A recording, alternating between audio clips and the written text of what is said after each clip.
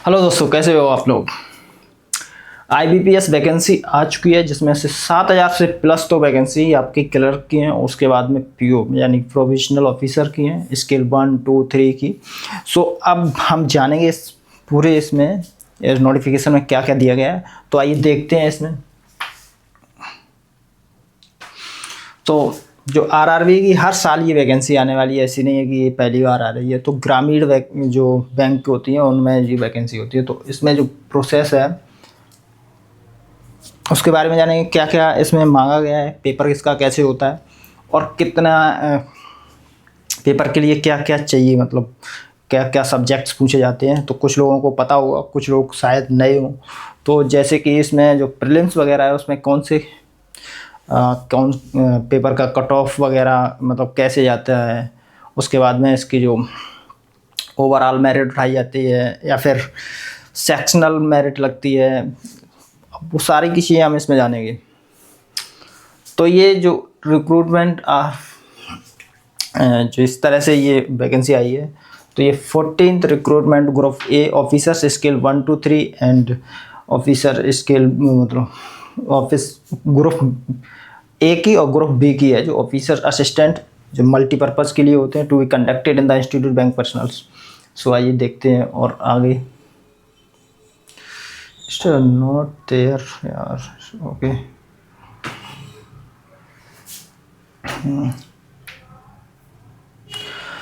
सो online जो application है इसका स्टार्ट हो चुका है भरना, क्योंकि अभी इसमें जो 1 सितंबर से स्टार्ट हुआ है और लगभग वही 21 सितंबर तक चलेगा। तो 20 दिन है पूरे अभी आपके पास। तो पेमेंट 18 ही दिन रह गया, तो 2 तारीख होगी। तो जो विंडो है जो मॉडिफाई या करेक्शन के लिए, वो भी अभी बताई नहीं गई है डेट। तो प्रीलिम्स PET होगा, प्रीलिम्स नवंबर में, और डाउनलोड कॉल लेटर वगैरह नवंबर में ही आ जाएंगे। उसके बाद में जो ऑफिसर्स OA है, ऑफिसर जो असिस्टेंट वगैरह की, उसके दिसंबर में इसी तरह से ये एग्ज़ाम होगा। तो स्केल 1 2 3 यानी कि जनवरी में इसके मेंस की जो मेंस सिंगल होगा, जो स्केल्स तो वो जनवरी में होगा। दिसंबर में प्रीलिम्स होगा ऑनलाइन, किसके लिए, ऑफिसर्स और उसके लिए। तो ये नोटिफिकेशन आ गया, तो नवंबर दिसंबर में टेंटेटिव हो जाएगा प्रीलिम्स, फिर मेंस होगा। उसी में जो रिजल्ट है ऑनलाइन प्रीलिम्स ऑफिसर दिसंबर में आ जाएगा। उसके बाद जो download call letter online mains के लिए भी दिसंबर में ही, उसी टाइम बाद में दिसंबर में ही मेंस की प्रोसेस शुरू हो जाएगी। तो पोस्ट ग्रुप A के जो बात है, scale 1 2 3 group B office assistant multipurpose की। तो क्या क्या इसमें दिया गया है, जैसे कि मल्टीपर्पज़ के लिए एग्जामिनेशन विल बी 2 टायर होगा। क्या होगा उसमें, कौन कौन से ऑनलाइन एग्जामिनेशन होगा जो हेल्प कराया जाएगा 2 फेज में, पहले प्रीलिम्स फिर मेंस। अगर officer assistant multipurpose candidate who qualify online जो हो जाएगा, उसके बाद शॉर्ट लिस्ट किया जाएगा किसके लिए, ऑनलाइन मेंस के लिए। फिर उसको अलॉट किया जाएगा बेसिस ऑफ द मार्क्स, जैसे कि उसके जो कट ऑफ जाएगी उसके हिसाब से। फिर मेंस होगा और वैकेंसी रिपोर्ट, जैसे कि जहाँ जहाँ वैकेंसी होगी वहाँ वहाँ वो पहुँचा दिया जाएगा, उसको पोस्ट दे दीजिए। पोस्ट ऑफिसर्स स्केल 1 के लिए क्या होगा, क्वालिफाई ऑनलाइन प्रीलिम्स एग्जामिनेशन, फिर शॉर्ट लिस्ट किया जाएगा। एपीएस ऑनलाइन मेंस एग्जामिनेशन होगा उसका, फिर शॉर्ट लिस्ट किया जाएगा। फिर ऑनलाइन मेंस के बाद में will be subsequently called for interview के लिए आएगा। ऑफिसर स्केल 1 के लिए इंटरव्यू होगा। और इसी तरह से ऑफिसर स्केल 2 की देख लें तो जर्नलिस्ट एंड स्पेशलिस्ट की अलग अलग 2 हैं। ऑफिसर स्केल में एक जर्नलिस्ट एक स्पेशलिस्ट। तो सबसे पहले candidate will appear online pre, फिर शॉर्ट लिस्ट होगा, प्री की कट ऑफ जाएगी, उसके बाद शॉर्ट लिस्ट होगा। फिर single online examination will be subsequently, फिर उसका एक सिंगल एग्जामिनेशन होगा कल। जैसे कि इंटरव्यू कुछ लोगों के लिए ये बताया कि देखो दो appearance examination short listed prelims, और single examination short list candidate will be single online examination subsequently called for the common interview in the coordinate. ये सब बता दिया गया है इसमें ऑफिस स्केल ऑफ 2 के लिए। तो आगे हम और बताएंगे इसके बारे में क्या है यहाँ पे कन्फ्यूजन, क्योंकि इसमें एक चीज़ बताई गई है जो ऑफिसर स्केल 3 है, मैंने देखा था इसमें 2 बता रहा कि जो 3 के लिए होगा जो ऑफिसर स्किल थर्ड, उससे डायरेक्ट इंटरव्यू, यानी एक पेपर मेंस होगा उसका और फिर उसके बाद इंटरव्यू होगा उसका। तो देख लीजिए पार्टिसिपेशन रीजनल एरिया, कौन कौन सी लैंग्वेज उस रीजन, कौन कौन से रीजन में क्या क्या लैंग्वेज है। तो ये डिजायरेबल लोकल लैंग्वेज को आपको आती हो वो ऐसे ही मान के चलते कि आपको आनी चाहिए। अगर आप किसी भी पर्टिकुलर स्टेट से फॉर्म भरते हैं उसकी लोकल लैंग्वेज आपको आती हो। लोकल लैंग्वेज मतलब जैसे कि अगर आप कहीं आंध्र प्रदेश से भर रहे हो तो तेलुगु ज़रूरी है। आसाम में हिंदी, हिंदी जो राज्य है उनमें हिंदी मांगी गई, किसी मलयालम, कन्नड़ और फिर पंजाबी, उर्दू सबसे ज़्यादा तो इसमें मांगी गई है। जम्मू एंड कश्मीर में तो बहुत सारी लैंग्वेज हैं, अगर भर सकते हो हिंदी वाले, उर्दू है, कश्मीरी है, डोगरी है, सारी भाषाएं हैं। मराठी महाराष्ट्र से भर रहे हो तो, और उसके बाद उड़ीसा और हिंदू, उर्दू, संस्कृत। लखनऊ उत्तर प्रदेश वालों के लिए हिंदी हो, उर्दू, संस्कृत कौन नहीं जानता, पर हिंदी तो आनी चाहिए।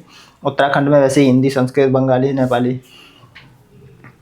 तो एलिजिबिलिटी क्राइटेरिया क्या है इसमें, ये कुछ है नहीं उसमें, जो कॉमन सी बात है वो सारी चीज़ें होनी चाहिए आपके पास, आपकी क्वालिफिकेशन वगैरह और वही डॉक्यूमेंट्स वगैरह के बारे में बात करें। अब आते हैं एज के बारे में, क्या एज क्राइटेरिया है इसका।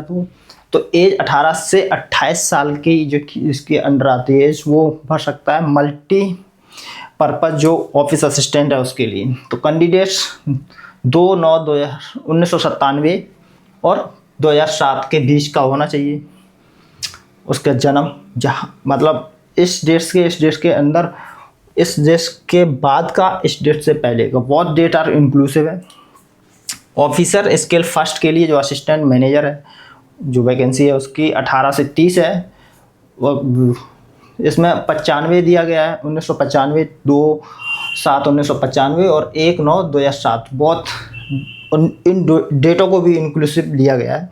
तो इस पर्टिकुलर देख लीजिए आप, स्केल सेकंड में भी ऐसे ही मैनेजर की जो पोस्ट है, तो 21 से 32 candidate should not be born earlier than, इससे पहले का नहीं और ना ही इस डेट के बाद का होना चाहिए। सो स्केल थर्ड जो 21 से 40 साल इसमें दिया गया, जो कैंडिडेट, उसके अलग अलग क्राइटेरिया सीनियर मैनेजर के लिए दी गई है। तो फिर उसमें एक्सपीरियंस वगैरह भी इसमें मांगा गया है। तो आपको वो तो बताइए कि आप किसको कितनी मतलब रिजर्वेशन मिलता है, रिलैक्सेशन जो मिलते हैं। 5 साल का SC ST के लिए मिलता है, OBC के 3 साल का, PWD जो बेंच में डिसेबिलिटी वगैरह के लिए 10 ईयर का, और इसमें और भी दिया गया 5 year for the post of office, जैसे कि एक्स सर्विसमैन है, कमीशन कहीं इस तरह के लोग। जो अदर पोस्ट ऑफिस असिस्टेंट है मल्टीपर्पज़ के लिए, actually period of service 3+ year. और ये आसाम अलग अलग, ये पढ़ लो आप, देख लेना क्या है इसमें, कुछ खास है नहीं।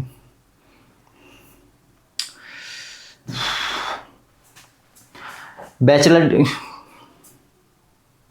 हाँ अभी इसमें आते हैं क्वालिफिकेशंस क्या क्या है मल्टीपर्पज़ के लिए। तो क्वालिफिकेशंस देखो, बैचलर डिग्री हो आपके पास में, discipline for any recognised university, किसी भी यूनिवर्सिटी जो रिकॉग्नाइज्ड यूनिवर्सिटी है उससे, और equivalent. Proficiency in local language होनी चाहिए, जैसे कि पहले ही दिया गया उसमें लिस्ट में कि कौन कौन सी आपके पास जो वो जिस एरिया से हो, जहाँ से आप भरना चाहते हो, जिस स्टेट से, उसकी लैंग्वेज आपको आनी चाहिए।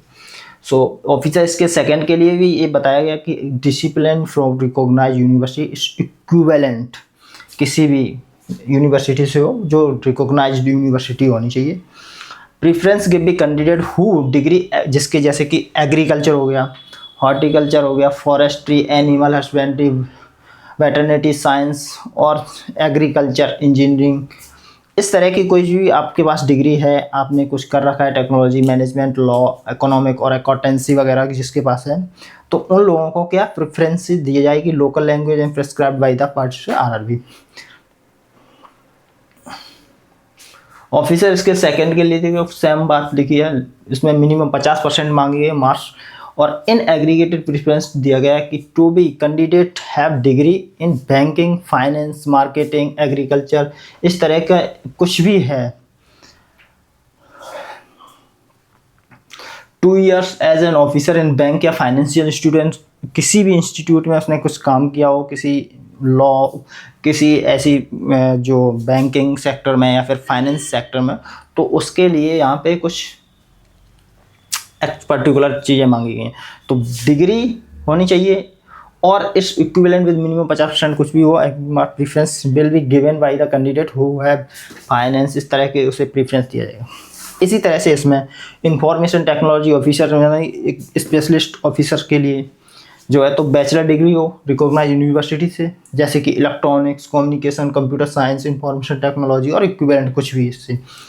और डिजायरेबल कैटेगरी जैसे सर्टिफिकेट्स वगैरह होने चाहिए, C++, जावा, COP, इस तरह से 1 year in the relevant field काम किया हो उन्होंने। Law officer degree for the recognised university in law और इस equivalent with in minimum 50% marks in aggregated.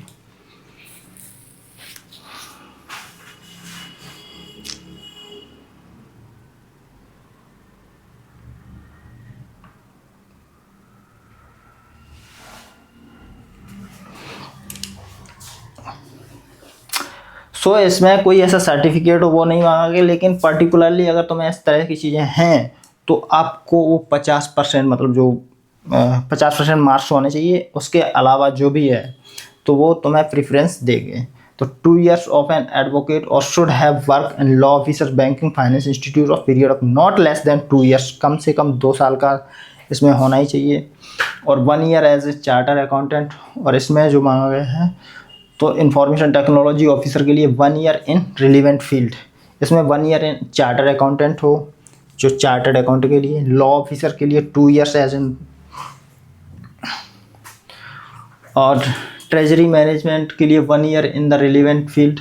और वैसे ही मार्केटिंग ऑफिसर है, एग्रीकल्चर ऑफिसर है, तो इसमें 2 year के लिए अलग अलग इसमें बताए गए हैं कौन से किस पर्टिकुलर वैकेंसी के लिए कितनी इसमें रिलेवेंट वो एक्सपीरियंस होना चाहिए, उसके कितने दिन काम किया हो उसने।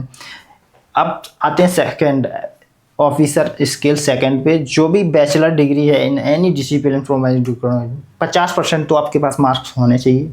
प्रीफरेंस उसे दी जाएगी जैसे कि उस कैंडिडेट ने किसी डिप्लोमा किया है बैंकिंग में, फाइनेंस में, मार्केटिंग, एग्रीकल्चर या horticulture, forestry, animal husbandry, veterinary science, इस चीज़ों में, और मैक्सिमम मिनिमम 5 year का एक्सपीरियंस हो, और किसी फाइनेंस या किसी भी ऐसे फाइनेंस इंस्टीट्यूट या बैंकिंग में उसने काम किया हो 5 साल। तो ये सेकंड वो थर्ड ऑफिसर के लिए हुई। All candidates qualify mention should be university, institute, board और रिकॉग्नाइज्ड गवर्नमेंट ऑफ इंडिया। वो सब छोड़ो। एप्लीकेशन फ़ी क्या है, चार्ज वगैरह क्या लगेंगे, तो वो तो आप देख लीजिए इसमें जो फीस है।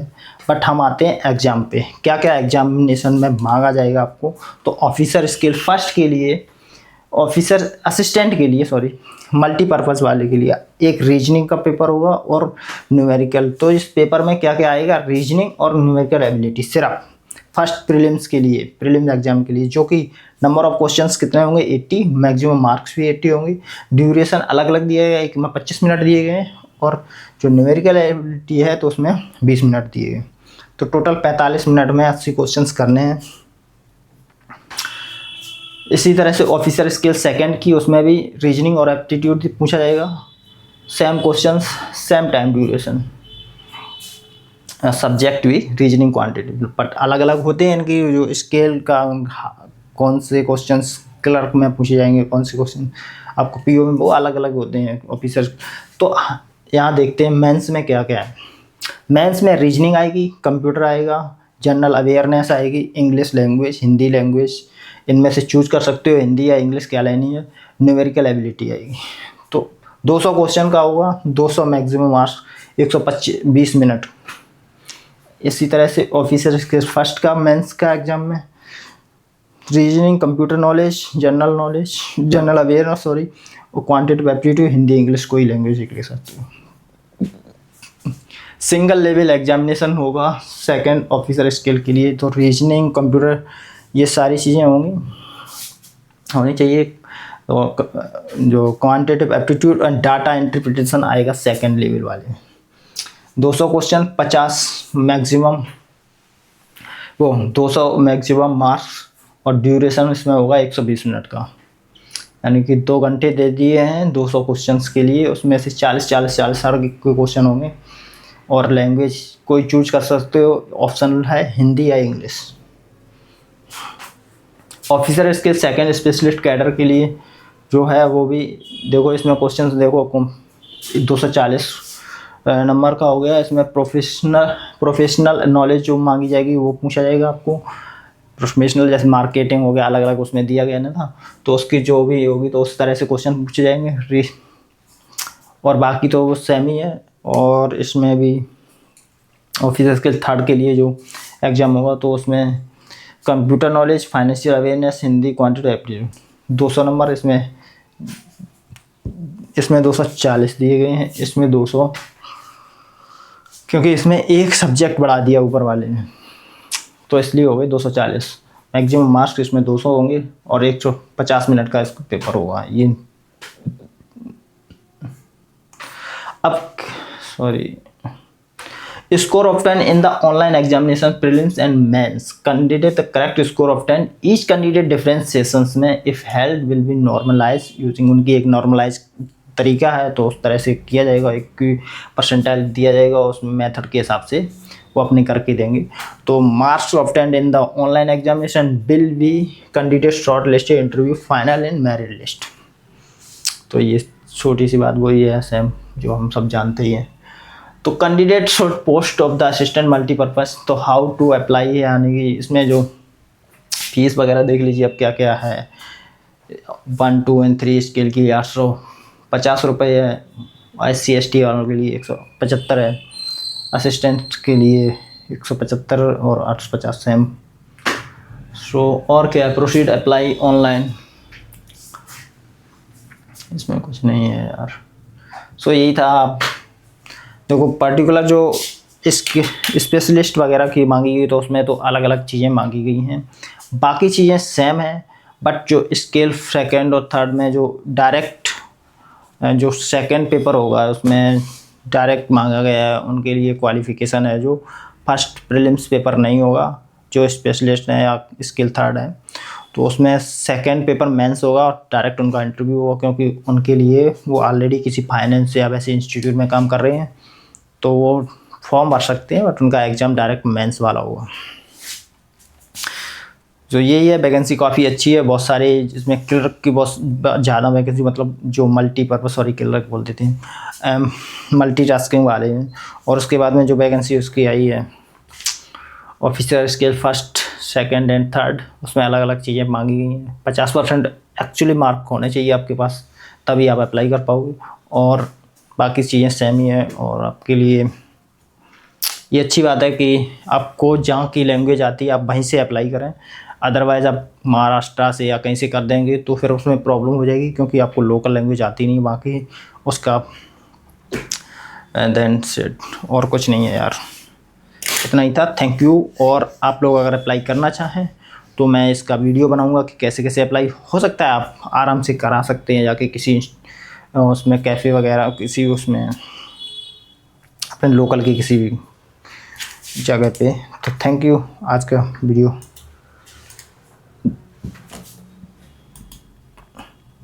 ठीक है, फिर मिलते हैं। और हो सकता है कल से मेरी इसमें बहुत सारी ऐसी ट्रिक्स वगैरह की क्लास बना रहे हैं जो आपको प्रॉब्लम्स जो हो रही है कैलकुलेशन वगैरह में, जहाँ छोटी छोटी प्रॉब्लम्स होती है, तो उनको सॉल्व करने के लिए मैंने एक रूटीन बना रखा है। हमारी 12 बजे एक क्लास आती है, उस क्लास को आप अगर देखोगे तो आपको थोड़ा बहुत तो आपको प्रॉब्लम सॉल्व होगी, क्योंकि जो स्पीड है ना उसके लिए छोटी छोटी ट्रिक चाहिए होती है और उसके बाद आपकी स्पीड मेंटेन बनी रहती है।